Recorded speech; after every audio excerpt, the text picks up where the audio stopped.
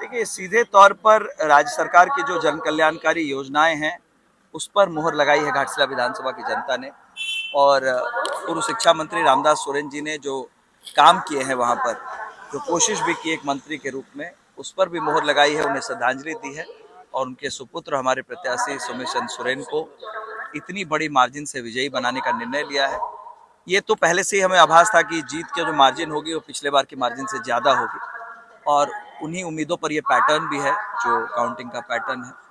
तो ये सीधे तौर पर जो डिवाइसिव पॉलिटिक्स है, और विशेष तौर पर पूर्व मुख्यमंत्री चंपई सोरेन जी के द्वारा जो बार बार इमोशनल मुद्दों को लाकर जनता को दिग्भ्रमित करने की कोशिश की जा रही थी।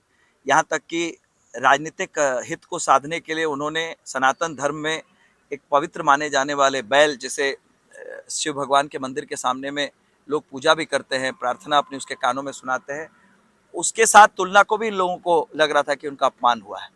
तो ये तमाम बातें और जो बेरोजगारी जैसी बड़ी समस्या, जो कहीं ना कहीं केंद्र सरकार सीधे तौर पर जिम्मेदार है, वहां पर HCL और अन्य जो माइंस बंद पड़ी हुई हैं, HCL की फैक्ट्री बंद पड़ी हुई है, ऐसे मुद्दों पर इन लोगों ने एक बार भी बात नहीं की। सिर्फ बांग्लादेशी घुसपैठ और मुर्शिदाबाद जैसे अप्रासंगिक मुद्दों को लाकर जनता को रिझाने का कोशिश किया, जिसमें वो विफल साबित हुए। सर, हमारे धर्म में, हिंदू धर्म में खास करके हर एक जो जीव है उसको कहीं ना कहीं भगवान से रिलेट कर दिया जाता है। लेकिन जब डायरेक्ट किसी को गधा बोलते हैं तो उसको कहीं ना कहीं ये हर्ट करता है।